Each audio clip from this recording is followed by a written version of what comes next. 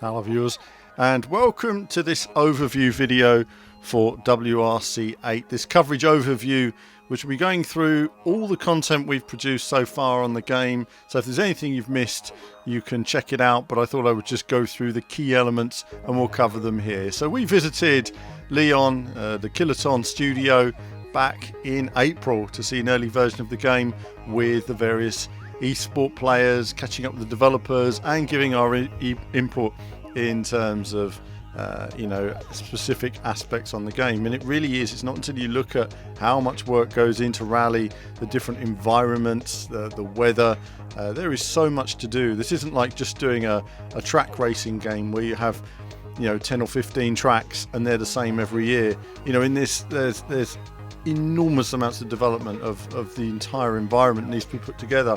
And first we interviewed Alain Jarnou, the game director, to find out from him some of the fundamentals that have been sort of worked on in putting this game together and some of the core options. And of course with Benoit Gomez here as well, the game designer as well, very passionate about Rally. He's very passionate about bringing a true Rally experience, and you'll see that when we look at a video we've got coming up looking at the progress made in the last couple of years, and of course the input from the various esport gamers. Yes, they've had input from rally drivers, but you need a bit of both. You need a bit of the gamers as well as the rally drivers to find the right balance. Rally drivers get a feeling from the seat of their pants. Gamers get the feeling from visuals and visual data, and it's important to find the right balance so the car's bouncing and moving and responding and giving you the feedback you need. And of course then we had a good look at the different environments. I tried it out myself, and of course in Argentina then filmed the various esport players as they demonstrated the countries.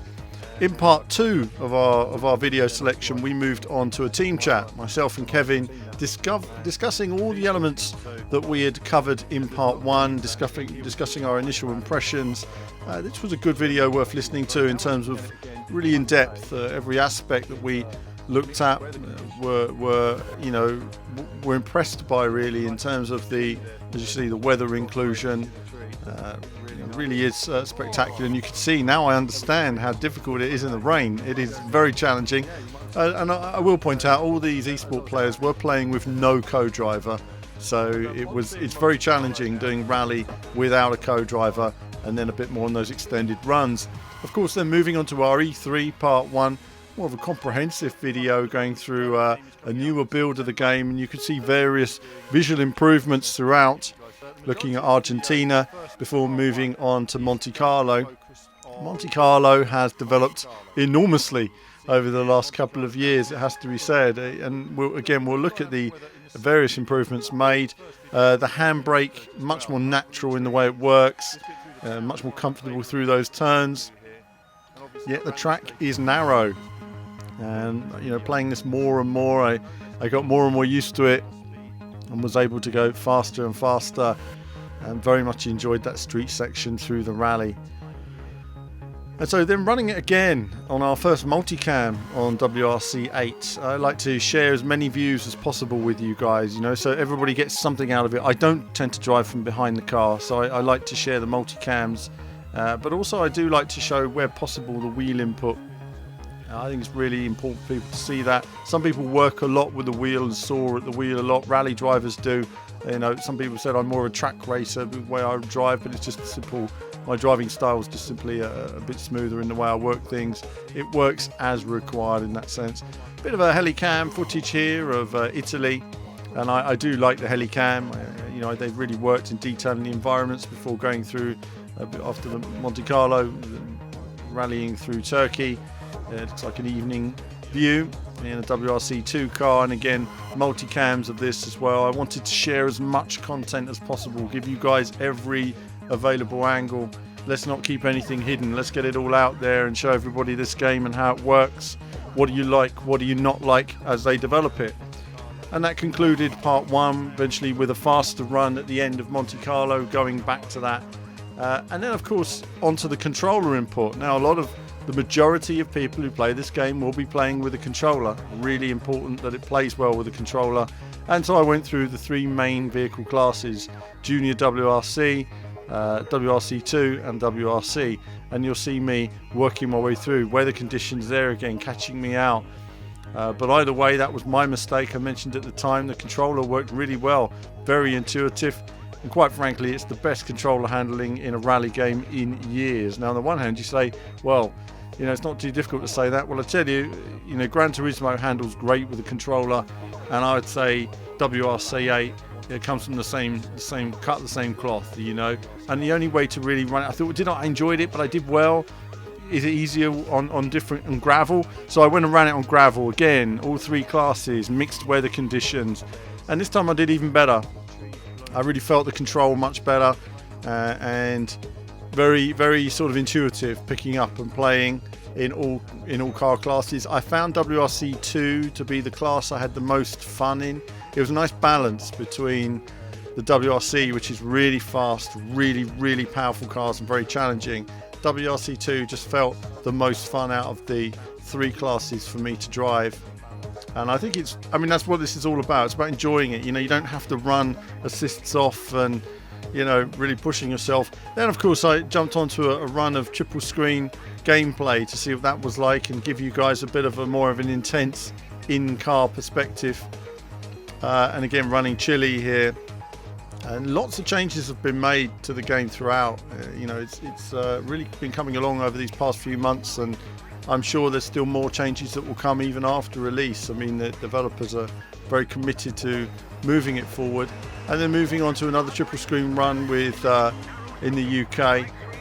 You know, all the time I'm working on the lighting and trying to improve it to make sure you guys get a better look and feel for what it's like in there.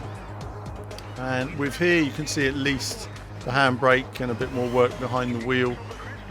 I'm quite high in the seat, relatively speaking. I'm quite tall, so it would have been good to have had the camera a bit lower, but we work with what we've got and it gives you guys a good view. And from there on to Turkey, I really like this new stage. Very challenging, these new stages. I will run an epic run. The Chile epic circuit stage is just enormous, absolutely enormous. At some point I'm going to look at that. It's well over 20 kilometers of driving, so there's some epic stages and driving to do here, and racing down this mountain is tough. You know, it's all over the place, and you really got to commit to some of these corners and understand how to drive each car. You can't just jump into a car and drive it. I went back to Chile at night. I enjoyed this course. I thought we can go faster. I'm enjoying this course. The way the car was sliding through the corners felt good to me. I was getting this surface, getting this stage, when again, different time of day, evening glow, and getting it, making a mistake there though, going a bit wide, but enjoying it, pedal to the metal. And then of course more recently now we've got new builds and the frame rate's been optimized more. It enables me to go back to the full screen, and as you can see, numerous graphical improvements from the early build we played in April. Improved textures, improved lighting, improved look and feel, improved frame rate optimization, improved effects, various things here and there. All round, you know, work being done throughout as we come through this last 3 months in development, and enjoyed that very much.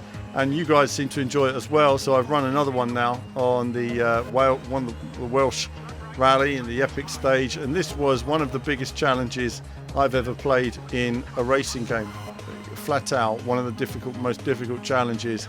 I was actually quite tired racing this. I'd been racing it for a few hours, really trying to understand how to drive the car through some of these sort of sections, and every time you attack this course it's different with the dynamic weather. It makes huge changes to braking points, acceleration, how your tyres are responding.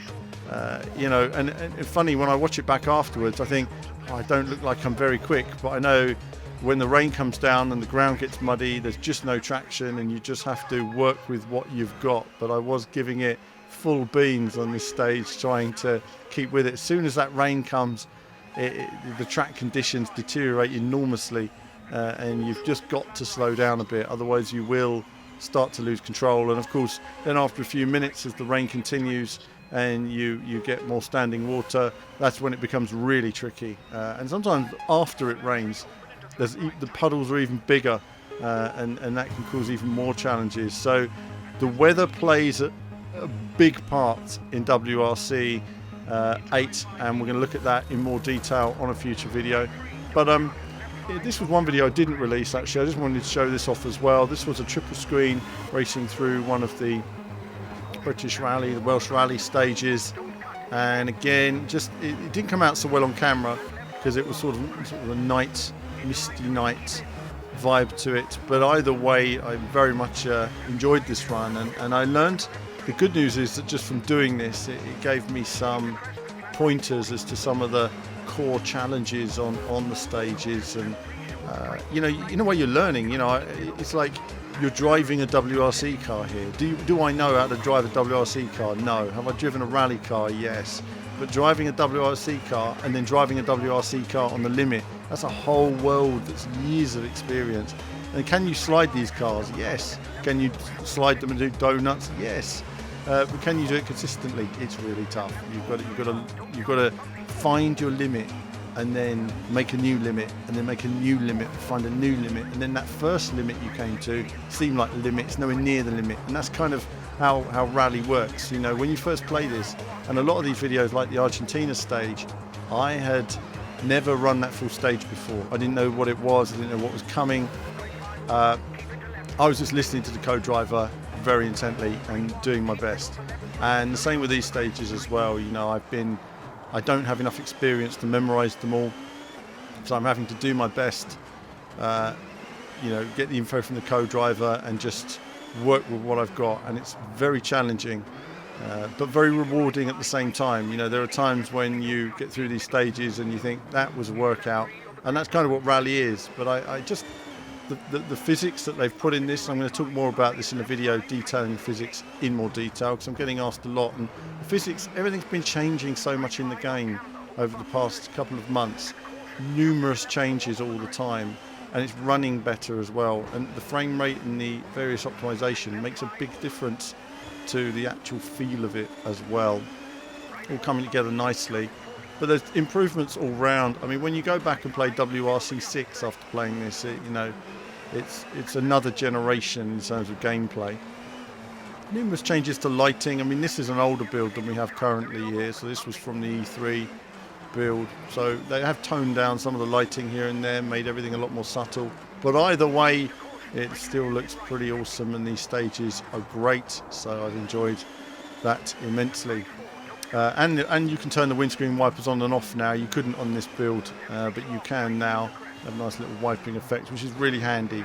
So lots of little tweaks and improvements to explore in these handcrafted stages, which all look fabulous. So I've very much enjoyed covering the game to this point. We've got a lot of coverage coming next week at Gamescom as well. We're going to look at the weather in more detail, a lot more detail. We're going to look at some of the classic cars. And we're going to look, if I have time, I'm going to look at some of the older games and how they've improved various things. One of the worst things when people say, oh, it's not improved. Actually, it's night and day different. It's a completely different game to what it was a couple of years ago. You'd have to be blind not to see the changes, or you're just ignoring the changes, because it really is night and day a different game, and that's what we're going to demonstrate there. And also, people keep asking me, how hard can you push sliding the car? So I'm actually just going to do a video where all I do is spin around things, do donuts, and really sort of see if I can get a slide going. So I'm going to work on that. But that's it from me for now. As ever, more soon. Hello beautiful, thanks for watching the video today. Hope you enjoyed it. Do like and subscribe, supports what we do. And also check in the description if you want to become a YouTube member or Patreon. Support us in every way possible to get out there and get some awesome content. But that's it. Hope you've enjoyed it. Check out these videos, check out the site, and there'll be more from me very soon.